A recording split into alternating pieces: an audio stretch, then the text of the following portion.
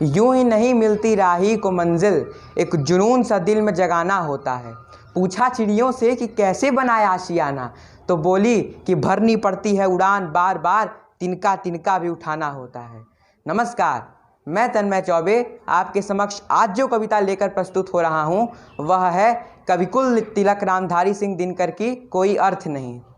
जीवन एक विशाल यात्रा है जिसमें सुख दुख, आशा निराशा, राग द्वेष, अंधकार एवं प्रकाश रूपी पड़ाव आते रहते हैं, जिसमें संतुलन ही हमारा मार्ग प्रशस्त करता है। पर कई बार हम निर्णय लेने में काफ़ी देर कर देते हैं, जिसके परिणाम स्वरूप हमें जो प्राप्त होना चाहिए था वो नहीं हो पाता। अंत में प्रायश्चित के सिवा हमारे पास कोई विकल्प ही नहीं बचता। अतः हमारे जीवन में सबसे महत्वपूर्ण यही है कि हम सही समय पर सही निर्णय लें। इसी भावभूमि को दर्शाते हुए आज मैं अपनी अभिव्यक्ति प्रस्तुत करने जा रहा हूँ।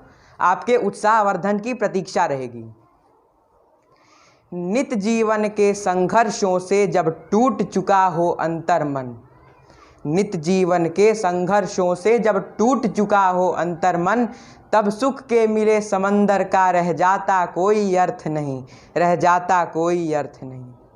जब फसल सूख कर जल के बिन, जब फसल सूख कर जल के बिन तिनका तिनका बन गिर जाए, तब होने वाली वर्षा का रह जाता कोई अर्थ नहीं, रह जाता कोई अर्थ नहीं।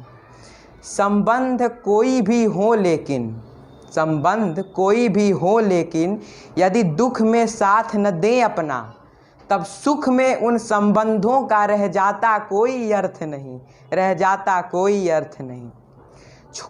छोटी छोटी खुशियों के क्षण निकले जाते हैं रोज जहाँ, छोटी छोटी खुशियों के क्षण निकले जाते हैं रोज जहाँ, फिर सुख की नित्य प्रतीक्षा का रह जाता कोई अर्थ नहीं, रह जाता कोई अर्थ नहीं।